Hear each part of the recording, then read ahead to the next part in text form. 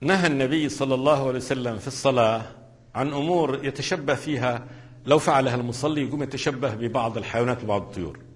فنهى النبي صلى الله عليه وسلم عن بروك كبروك البعير للسجود،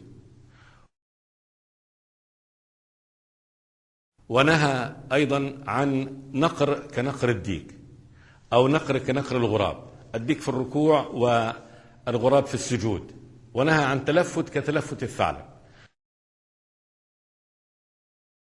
ونهى أن يبسط المصلي يديه عند السجود كبسط السبع، ونهى كذلك عن كإيقاع الكلب.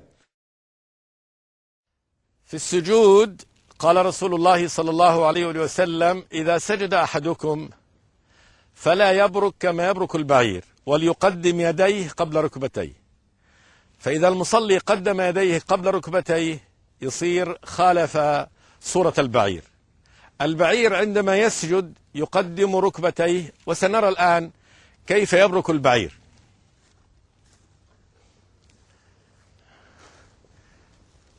أيوه، ننظر، قد ركبتيه وصلت الأرض قبل بقية جسمه.